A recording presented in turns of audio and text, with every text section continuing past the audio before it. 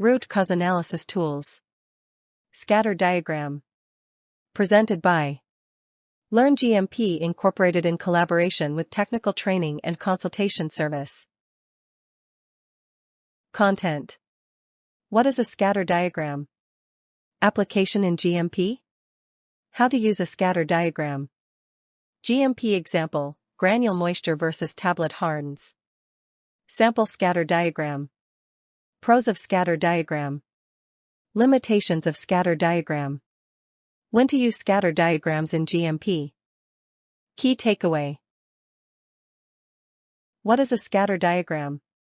A graphical tool that plots two variables on X and Y axes. Each point represents a pair of values. Helps visualize correlation, positive, negative, or none. Scatter diagrams are simple yet powerful. They help us see if two things are moving together, which can hint at cause-effect relationships. Application in GMP. Environmental monitoring, temperature versus microbial counts. Process control, granule moisture versus tablet hardness. Lab investigations, analyst experience versus assay variability. Equipment performance, machine speed versus defect rate. In GMP, we often use scatter plots to validate whether a suspected factor is influencing a quality attribute. How to use a scatter diagram. Select two variables you suspect are related. Collect paired data, for example, 30 batches. Plot each pair as a point on the graph. Look for patterns. Upward trend equals positive correlation. Downward trend equals negative correlation. No pattern equals no correlation. Correlation doesn't prove causation, but it gives us a strong clue where to look next. GMP example, granule moisture versus tablet hardness. Batch 1. Moisture, percent. 2.5. Hardness, kp. 6.8. Batch 2. Moisture, percent. 3.0. Hardness, kp. 7.2. Batch 3. Moisture, percent. 3.5. Hardness, kp. 7.8. Batch 4.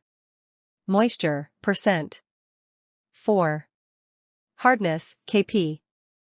8.3. Batch 5. Moisture, percent. 4.5. Hardness, kp. 8.9. This example shows a clear positive trend. Higher moisture leads to harder tablets. That insight can guide process adjustments.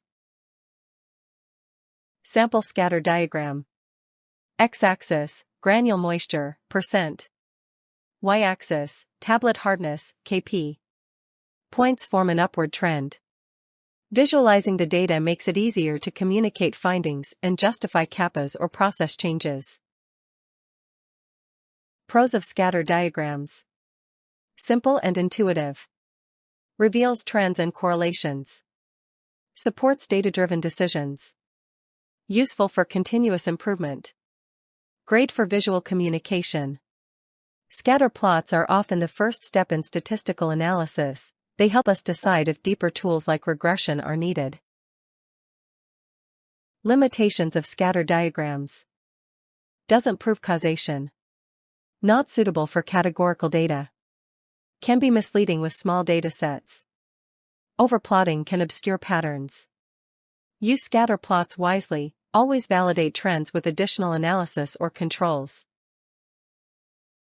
When to use scatter diagrams in GMP.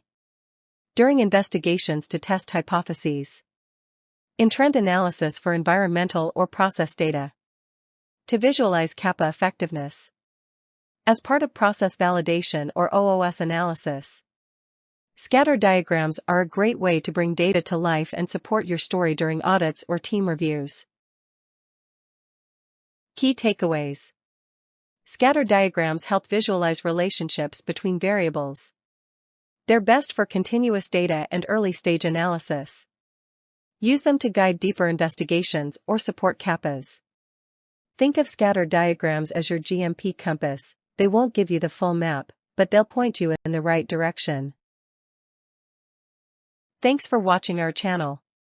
Feel free to reach us at contact@learngmp.com for any training and consultation requirements.